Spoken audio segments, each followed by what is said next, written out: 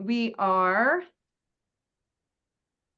really excited that everyone is joining us this morning, or for Achim this evening, wherever you are in the time zones of the world, for this workshop on subseafloor marine carbon dioxide removal, identifying strategies and knowledge gaps. And this is sponsored by COBRA. I just want to briefly remind everybody of our code of conduct. We're going to spend over an hour having a discussion and a reminder to treat everyone with dignity and respect. And the behaviors listed here are prohibited, including harassment, threats, creating a hostile environment, and taking videos or photos without consent. This presentation part of this is being recorded. The discussion will not be recorded. If you run into any problems, please immediately, either using the chat function, reach out to me, Beth, or Roslyn, or you can email cobra@bigelow.org. So I'm really excited today that Rachel, Martin, and Achim have agreed to give this presentation. I appreciate all the hard work they put into this. Basically, they have put together a group presentation about subseafloor carbon sequestration. They're the leading edge of this field, and I really appreciate you guys taking the time to bring this to the greater deep sea community. So their talk is going to kind of cover the concept and the work that they're doing, including what do you look for in a field site, what pilot work has been done, talk a little bit about the technology needed, what surveys are needed, how to monitor and verify this technology. And then we'll talk a lot about the knowns and the unknowns. And in the second part, which will be a moderated discussion, we have some guiding questions here. What are the top priorities to address knowledge gaps? What are some key obstacles to accelerating the research? And what opportunities are on the horizon that could be leveraged? Both DOOS and COBRA are these international networks of networks. So we're really trying to bring different people together to accelerate research. And in the case of COBRA, really focused on the hard rock environments of the ocean. So with that introduction, I'm going to hand it over, I believe, to Rachel to get us started. But thank you again to our speakers. And as the webinar continues, if you do have questions, you can put them in the chat. We'll make sure they get answered in the session, in the discussion section as well. So right now we're seeing your presenter view, Rachel, if you want to switch. I don't know how. Okay.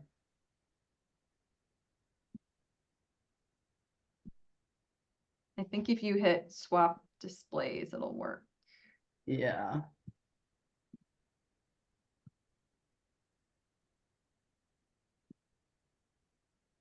There you go. Great. All right.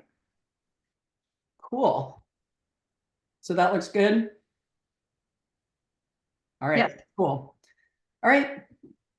Thank you all for coming and for the chance to talk about one specific technology and more broadly, some of the efforts ongoing to use seafloor rock as a permanent means of storing CO2. So I'm going to provide sort of an overview of the solid carbon project, starting with why this work is important. I'm in Canada right now, where fires from last year have started burning again this year. So really experiencing climate change here in particular, and talk about the goals that were set forth by the Paris Accord, and how this all sort of fits into those overarching goals. So I think everyone here may not be an earth scientist like I am. So first want to talk about the need before we talk about the solid carbon project itself.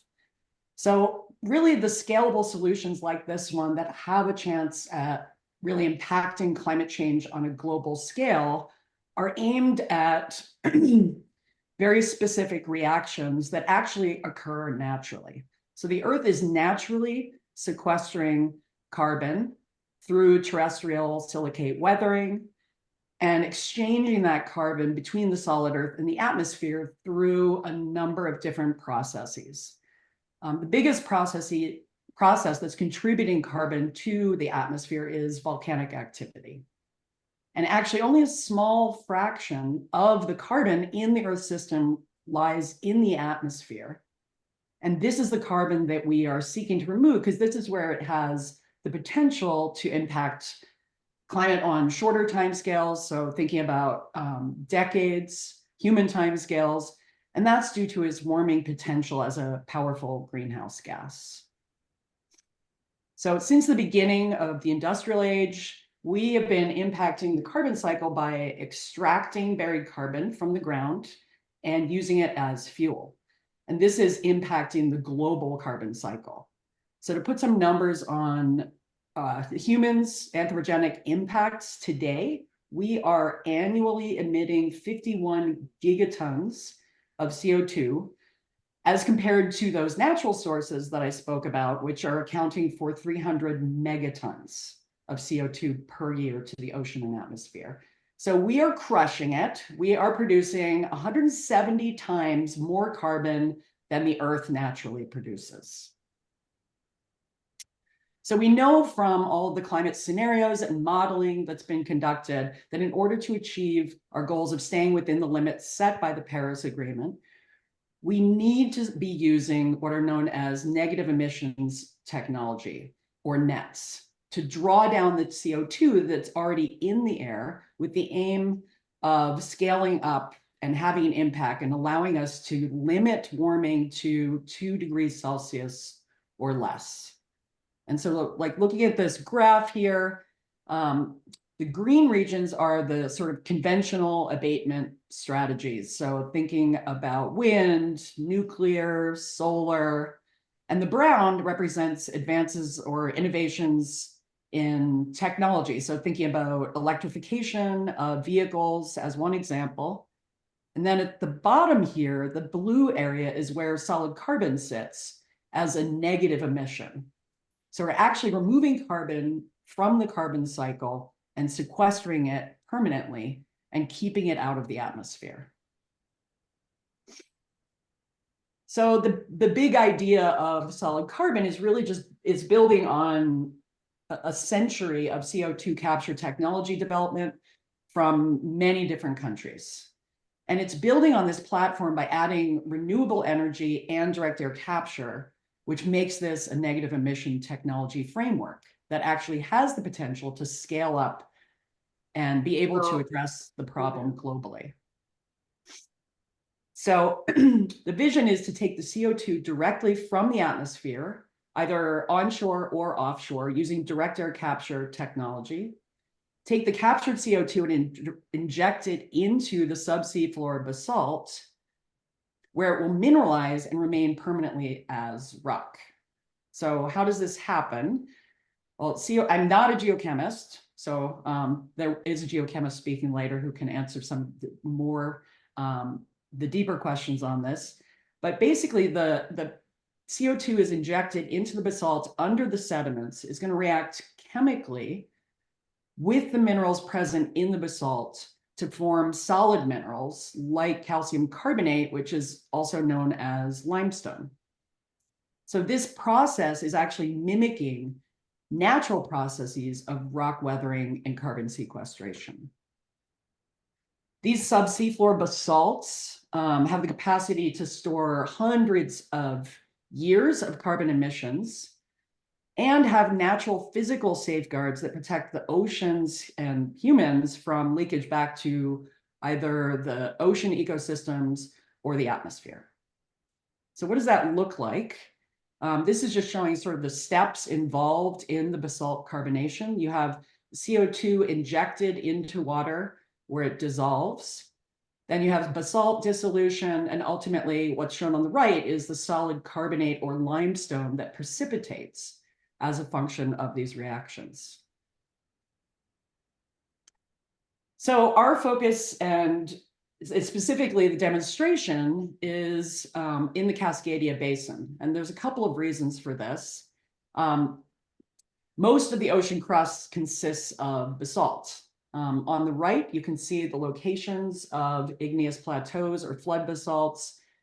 And because there's massive widespread sequestration potential on the right-hand side, We are focusing on demonstrating that potential in a specific location on the Juan de Fuca crust, where a region about the size of 2 Vancouver islands has the potential to store a decade's worth of global carbon emissions. And for the demonstration phase, we want to focus somewhere that has been well studied, that has existing infrastructure, that can assist in the deployment of the technology. And fortunately, in this location, there are multiple sites where we have existing scientific boreholes drilled through the ocean, drilling program that penetrate the crust and can actually be used for both the injection and monitoring phase of the experiment. Furthermore, the reason these boreholes exist is to study what I study, which is the hydrogeology of this system, so we can understand how fluids move within the crust and know that the crust is permeable enough or allows fluids to move easily enough from one place to another for this to work.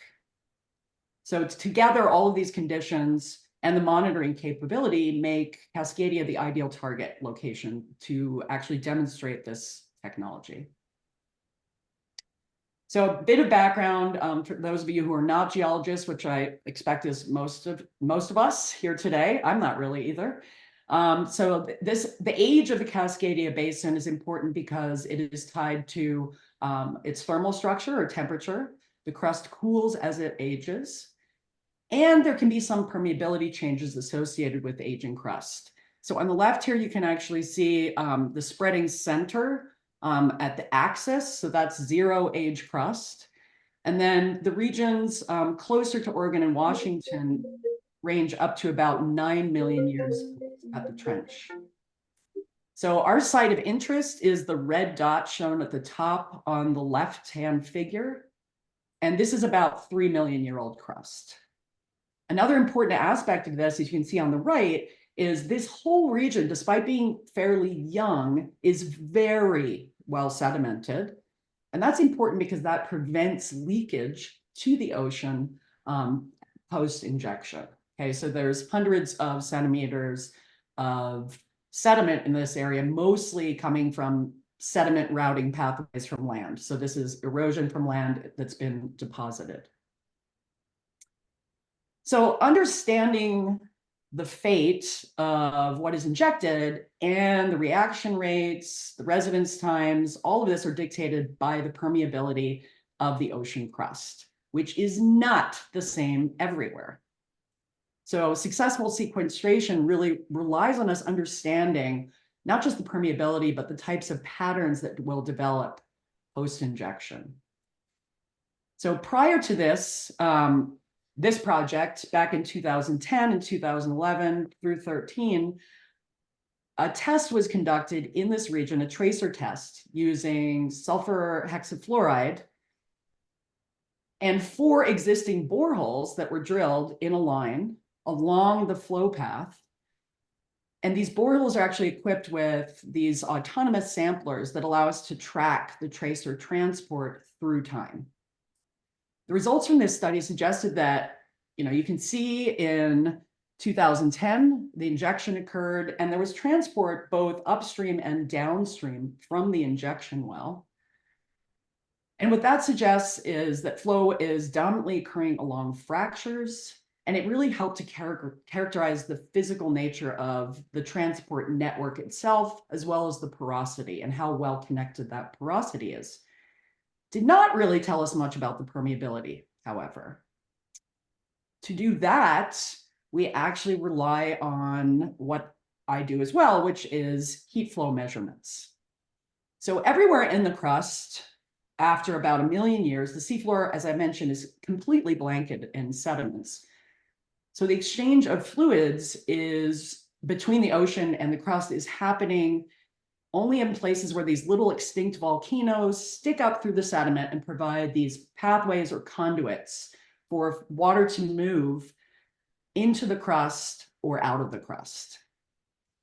And if you use heat flow measurements between and around these structures, they can help us determine which sites are recharge sites where water is going into the crust and which sites are discharge sites where water is coming out of the crust. And the measured heat flow in this flowing system is then used as a constraint for what's shown on the right, which is developing models that simulate this process and can actually isolate and quantify the permeability that's needed to match those heat flow measurements. And just as an example, higher permeability crust will lead to more heat being washed away and shorter transit times between inflows and outflows. So this just illustrates the importance of really understanding the permeability structure prior to injection. And then the other part of this that complicates things is that permeability is not the same everywhere. So depending on the spreading rate at the ridge where the crust is formed, the type of magma that actually created that crust, and even the age of the crust and the direction, the permeability can vary. On the right is a slightly blurry image from 2014 that illustrates all of the different types of permeability measurements that have been done within the ocean crust using logging while drilling, leak-off tests, packer tests, all sorts of engineering-derived estimates, as well as the estimates that were provided through modeling studies. And you can see it's a huge range of values. It can range 9 orders of magnitude across these different methods at different depths and different ages of the crust. And recent work has revealed that there's also what we call anisotropy. And that means there's a directional fast lane in one direction and perpendicular to that, a slower direction. So the actual direction of permeability may vary within the crust as well.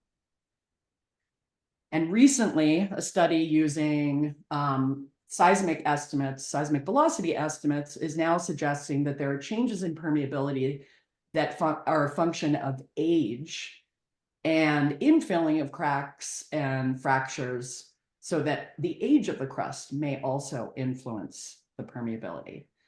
And the point of all this is just to point out that all basalts are not created equal. A very impermeable basalt, like the ones shown on the left side, are not going to be good candidates for injection because they're not going to receive that injectate. They're going to get plugged up, and that injectate will not be able to react with the surrounding rock.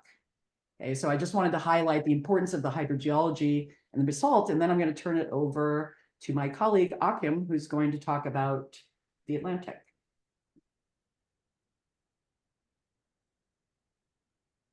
Okie doke. So as a sort of repetition, the IODP program, the Scientific Ocean Drilling Program, they did experiments not only in the Cascadia Basin, which Rachel nicely illustrated, but also along the spreading center cutting through the entire Atlantic Ocean, the so-called Mid-Atlantic Ridge. And in one location, they also drilled a transect of holes. And if you just hit the button once, what you can see is that these data nicely demonstrated that there is a recharge end where cold water is going in, and then a warmer end where the hydrothermal fluids are basically going back out of the system. So this seafloor aquifer is something which is basically a global, a planetary scale heat exchanger with a lot of heat being mined. And as Rachel mentioned, heat flow measurements nicely demonstrate not only that there is this subcrustal flow, but also how much of it is there. We can quantify the flux rates and so on if we do experiments between the different boreholes. So that has been done in the Atlantic. Unfortunately, it had been discontinued, but there's quite a number of systems going basically from the southern Atlantic all the way to the Arctic. If we look at the next slide, you can understand how the Atlantic Ocean opened. It was basically like a zip, opening in the south first and then ending somewhere in the north. And in this area, you can see on the right hand panel, Greenland on the left and Norway on the right. And at that stage, 55 million years ago, the Atlantic opened in that northern European area. Basically, in the middle panel, you can see what happened after 22 million years, and on the left, you can see the current state of things. And what you can imagine is that in the beginning, on the right-hand side, it was basically continental breakup. It was not an Atlantic Ocean there. At the time, there was at best very shallow water. And as a result of that, the magmas, the basaltic crust that was formed at the time was very different compared to what is going on in the deep mid-Atlantic ridges at the moment. So in 55 million years ago, it was basically very porous basalt because there was no overburden stress from the water column, whereas at the moment the porous basalts are not so abundant any longer, and it's more finer grained basalt with lower porosity and lower permeability. So on the next slide, you can also see that if you look at seismic sections, that's basically profiles of the subseafloor structure, that similar to what you've seen in the Cascadia Basin, there is quite a substantial sedimentary cover, a couple of hundreds of meters, which work as a cap rock if we talk about CCS, but underneath there's actually individual lava flows from the opening of the Atlantic Oceans. We don't have We don't have to look at the details. We just go to the next slide. Where this is shown in a little bit more detail. I think you are all familiar with Iceland, which is basically in the center of this map. This is the part, or one part of the mid-Atlantic ridge, which actually is above sea level. There you still have a lot of active volcanism at the moment. And then in these purple colors, you have these older rocks from 50 million years ago and older, when the Atlantic opened. And in a sense, this is basically the spectrum from the more porous materials in the beginning of the opening at east and west, at the Greenland and Norwegian margin, and then in the center you have the active spreading center. And I would like to give you two examples which nicely link to the solid carbon example in the Cascadia Basin, where a lot of international but mostly European research is going on. One is in the upper right, at the Norwegian margin, and then the other area I would like to point you towards is the southern Reykjanes Ridge, south of Iceland, where very young crust is being formed at the moment. So on the next slide, you can see some numbers from this so-called North Atlantic volcanic province.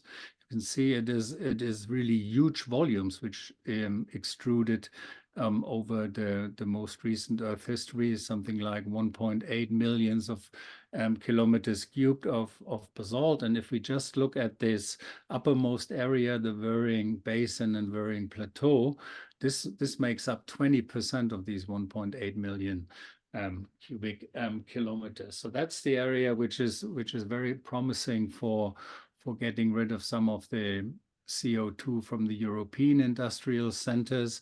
And if we look at the cumulative thickness of these early lava flows, this can be up to 12 kilometers. So even though there are these relatively porous materials which are restricted to the upper 300 meters, as you could see in Rachel's figure, that is for the regular ocean crust. If you look at an area where you have these porous vesicular basalts, this is something which could be very thick, kilometers in thickness, and all of it is actually very porous. And on the next slide, you will actually see an example what these materials look like. This is half of a drill core in the laboratory. You can see it is dried. I can't see the video running. Maybe you can, or maybe this is just, is that my internet or yours, Rachel? It's trying to run. It's trying to run. Well, anyways, what you would be able to see is actually half a drill core, and a colleague of mine in the lab with a water bottle, and you can see there's no water going at the outside of this half split core. It's all basically going through. So this is at the very right end of, or high end of the permeability. This would be perfect material for CO2 storage, both in terms of the structural storage in these very large pores. These rocks have porosities of 50% and more in places, but then also the chemical or mineral trapping and with the sequestration. So the other area Europeans are working on is actually south of Iceland. There's also a project onshore Iceland, but we are looking more into marine systems today. But that's the CarbFix project. In case you're interested, you could go there. They are doing mineralization on a medium scale, let's say for a decade, roughly. And if we go further south, this is now 1,500 meters of water depth at the southern Reykjanes Ridge, this pink square in the upper right panel.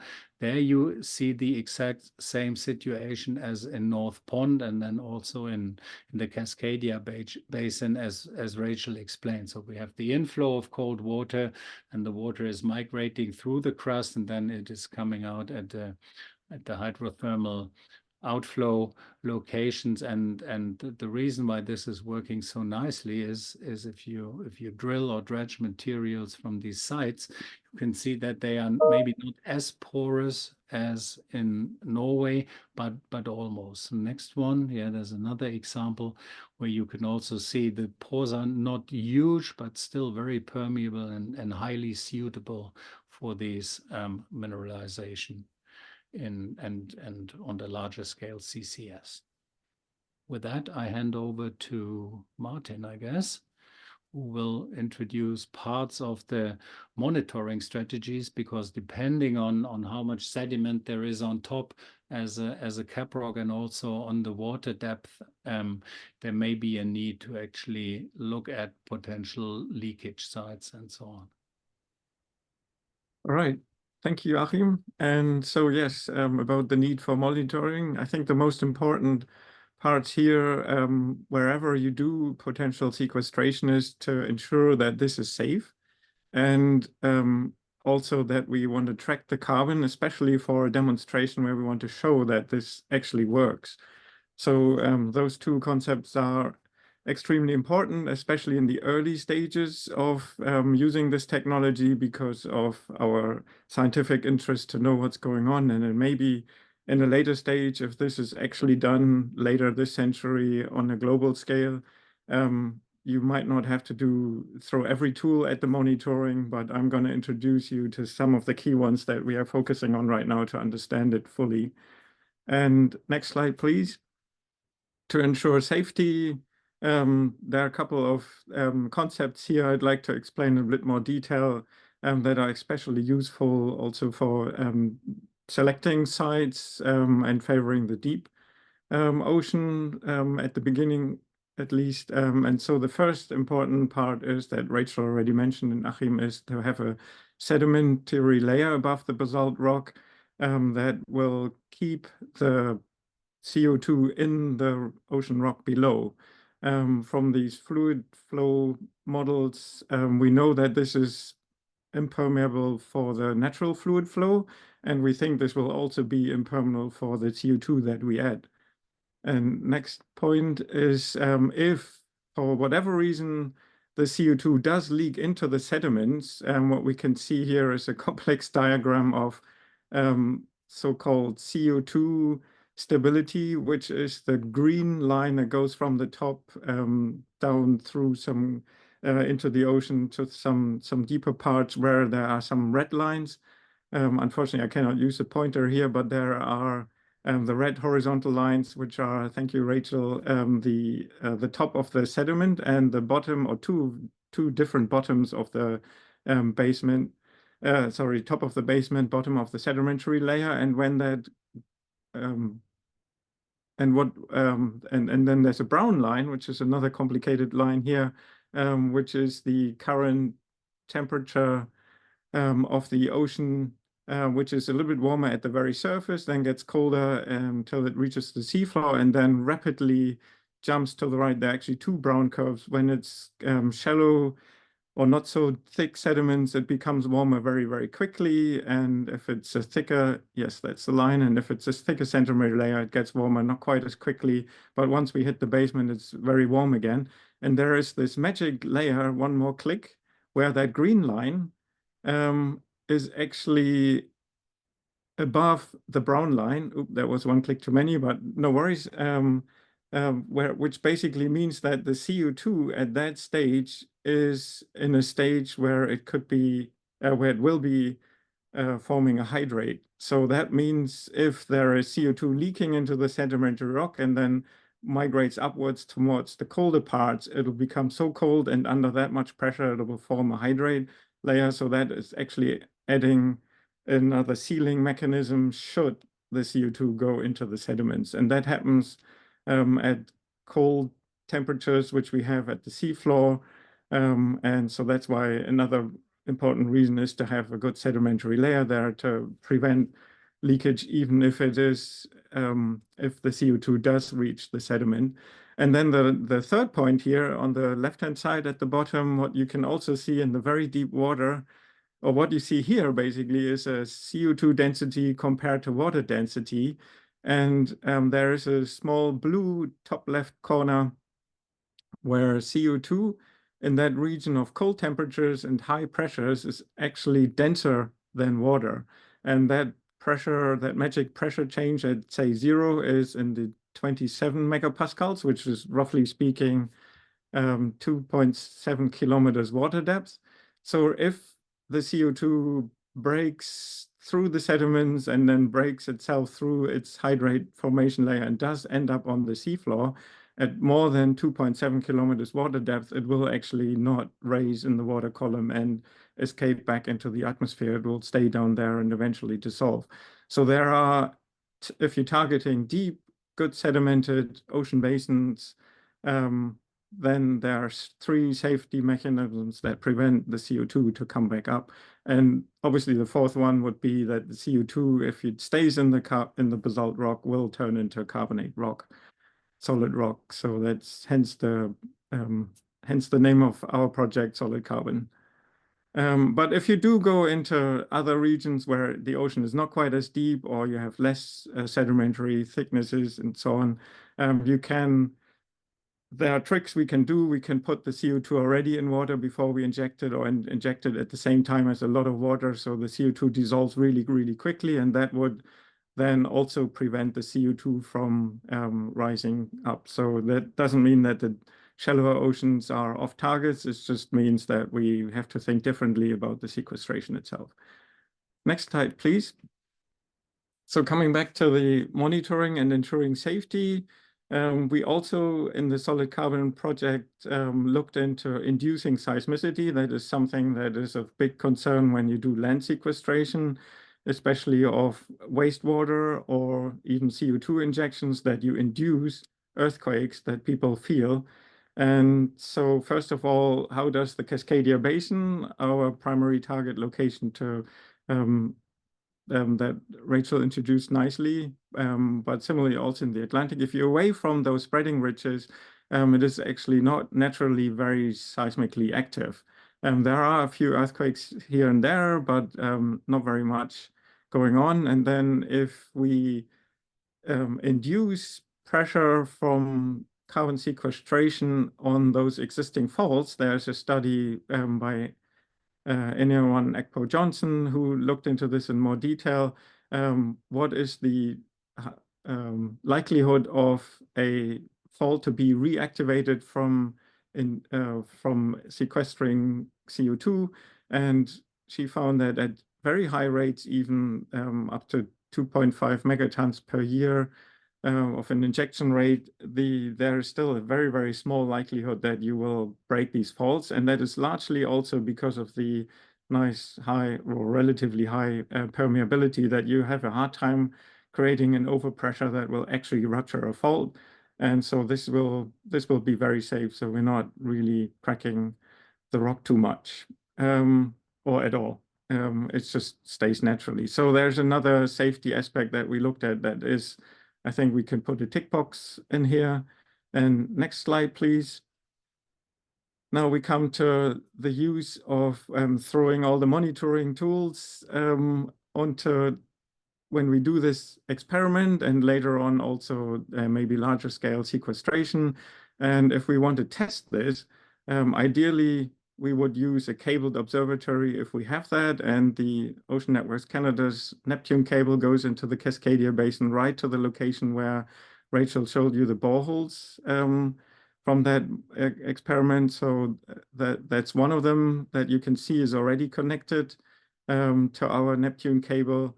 And what we typically have at these ocean networks are nodes, which are the yellow boxes in the middle of the screen, where we can plug in cables to junction boxes or instrument platforms from which we can then have satellite platforms. So we can actually do some sophisticated monitoring, don't have to worry about power. If we don't have to be autonomous, we have a live access to the data, so we can see what's going on. And so there's a great advantage of doing that there. And then also south of Canada, there is the Ocean Observatory Initiative's cable, which is not on that screen, but there's also another cabled monitoring system. And there are huge advantages of using that, at least at the beginning, because we can throw almost any tool at this and don't have to really worry about running out of batteries and so on. So next slide, please. Rachel, if you could forward one more. Thank you. One other thing that we would like to add in terms of more or less passive monitoring is also adding potential tracers to the injected CO2. There are two kinds of tracers that we would use. One would be a tracer. Sorry, I just used some muted. Thank you. So if we add a conservative tracer to the injection fluid, it will act like the background fluid. And if we have, in addition, a reactive tracer that mimics what the CO2 does, we can then basically use a monitoring borehole, which also collects the fluids, see how much of the conservative tracers go through in comparison to the reactive tracers to see how much CO2 is left behind. So we do get from fluid sampling an overview of what's happening to the CO2 in the basalt rock between the injection hole and the monitoring hole. Next slide, please. And this is a long list of things that we have been doing at Ocean Networks Canada. So there's an existing list of data that we are currently collecting, which have not much to do with what's currently or what would be necessary for CO2 injection, but just general background information. What we already proposed would be to add a bubble sonar to see if in the injection hole we have leakage of massive amounts of CO2 coming out, so we could document that. A camera would also be quite helpful. We also want to ensure that what has been modeled is that there is no additional background seismicity, and we want to have seismic arrays that document that.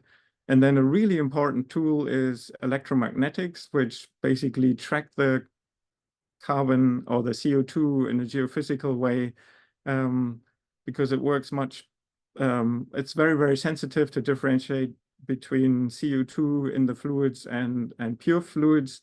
So we do have an overview of the CO2 when it's migrating initially as a plume and then dissolves and eventually turns into solid carbon.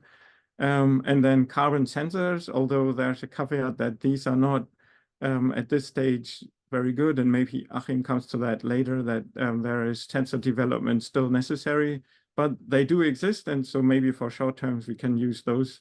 I think they're just not stable over long term. And then there are additional options when we use a cabled observatory to use, oh, sorry, one back. We're running out of time, so I'll be quick. We can also add more things if we do get more funding, like direct tracers, maybe additional temperature array to see if we inject relatively cold CO2, maybe an active source seismic component if we want, and then also non-stationary underwater sensing technologies, and Achim goes into that later. So these are the things that we can do on a cable network, and obviously has a lot of advantages to see what's going on in real time as an example, but Achim will now go into the what can be done if we don't have a cable. Exactly. So we do not have this sort of luxury situation in the European sites I was introducing in the beginning. If we look back at Norway again, of course, there was also IODP drilling, like in almost every place on the planet. There was a lot of very good basic understanding of marine geology being derived from all these drill sites done in the drilling program, and close to the area where we have these porous basalts I was showing in the video. There's actually an ODP drill hole which could be used in a similar monitoring approach compared to what Martin has just shown with the corked boreholes with osmosamplers or physical sensors and so on. The only downside is, of course, that there is hardly any infrastructure, so you have to have batteries to power these observatories, and as a result, there is a need for, well, inexpensive and in particular low energy sensors. I would like to give you one example in this other project on the next slide. That's in the area south of Iceland at the southern end of the Reykjanes Ridge. You can see that we are basically going along the plate boundary from Iceland towards the south. The project is called Ames Cubed, and I would like to show you some ideas we have and some sensor development and monitoring equipment development we are doing in order to have a low-cost, versatile monitoring approach, which could be used in both the Atlantic, but also, of course, as part of the solid carbon project. So on the next slide, you get an idea what we are doing in the Reykjanes Ridge. We have a robotic drill which is lowered to the seafloor, and it can drill both the sedimentary layers in a sort of push coring mode, but then also the basaltic crust in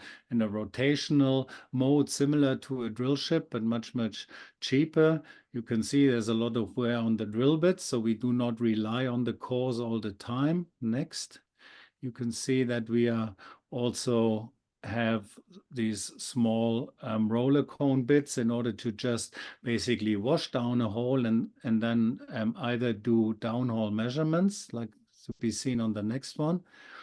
And these are some of these downhole monitoring tools, so we get a very good idea about the sediments and then also the basaltic crust underneath from just washing down a hole, and then get a couple of parameters with these probes on the way up.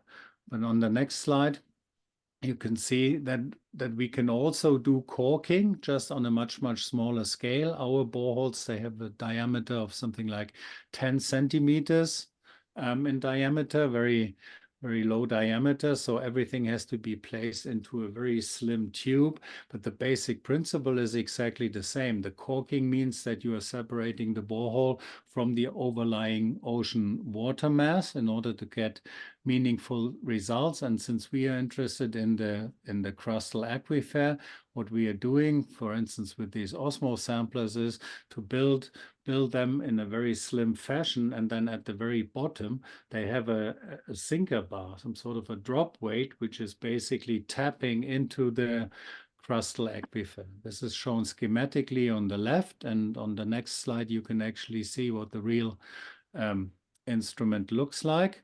You have the salt reservoir in the lower right panel with these fingers, with these membranes. The salt is basically providing the osmotic pressure in order to suck the fluids from the crustal aquifer in.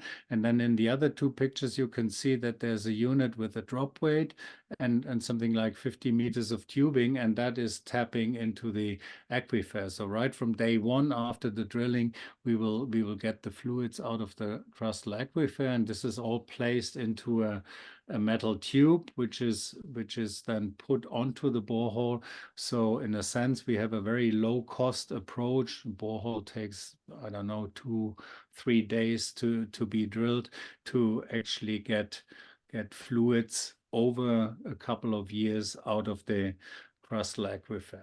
So we have usually pairs of holes. One is releasing a tracer, or in the longer term injecting CO2, and then you have these monitoring boreholes downstream, and we can use either the osmo samplers or physical or chemical sensors in order to get some data.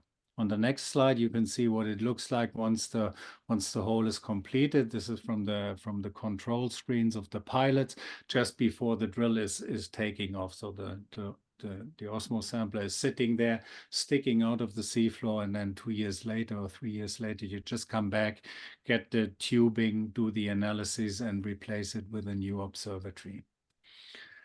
So if it comes to sensors, that's shown on the next slide, or to the monitoring approach, so similar to what Martin has explained, we also use systems on the seafloor and in the boreholes, and in particular on the seafloor. This is dedicated to ensuring safety. We want to make sure that regardless of how we do the injection, usually, I mean, we are planning for a mix of CO2 and seawater, which is then getting a higher density than the regular seawater. So in theory, you would not expect leakage at all. In contrast, you would actually expect the fluid to sink into the borehole, so you don't need high injection pressures, and then the CO2 enriched fluid is taken away by this flow from the cold to the warm end, distributed, and then you have the precipitation into orthogenic carbonates. But nevertheless, it is always good to provide some proof that there is no leakage going on. So in the project, we are also building landers which have new sensors, like an optical CO2 sensor and a wet chemical sensor for dissolved inorganic carbon, and then also very rapid and low energy pH sensor. And with these sensors, we could provide a package which would basically characterize the carbonate system, and we would be able to quantify if there was any CO2 leakage. Also, the idea with the landers is something you can see here. We don't want to do that only in the borehole, because once the CO2 is spreading into a larger region, we cannot be sure if there is an area where the CO2 is coming out. So we place landers with little robots in the neighborhood of our injection boreholes, and then these robots they fly out with a tether and cover a much larger area, easily something like 1,000 or 2,000 meters squared. So regardless of where there may be any leakage, they will detect it. We also have fully autonomous vehicles which can identify bubble streams and then also sample these bubble streams. So in a sense, this is summarized on the next slide, we have a sort of a hybrid approach from stationary, either in the borehole or with a lander next to the borehole, but then also these landers with the robotic platforms or fully autonomous robots with sensors and samplers. And this is something which is being used on the Reykjanes Ridge, but we are also planning to use that in the solid carbon project. And then on my final slide, you can see the idea of the probe we are developing. I mentioned the 3 carbonate system sensors already. They will be combined with a regular CTD, so we also get the salinity, the temperature, and the pressure. And that's a low energy probe which could be either hooked to the Neptune network, to one of these flying robots, or any other system you can think of. So with that, I would like to end, and I think the idea is to now hand over to Rachel again. Sure. I think we were going to pause here to see if there were any questions for us before we moved into the discussion phase, which I think Julie's going to handle. And we do have a slide with the questions for discussion, if you want me to show that as well. Yeah, I think you can stop sharing for now, Rachel. First, thank you very much. I learned a lot. I didn't realize how much progress you all had made, especially in the North Atlantic sites.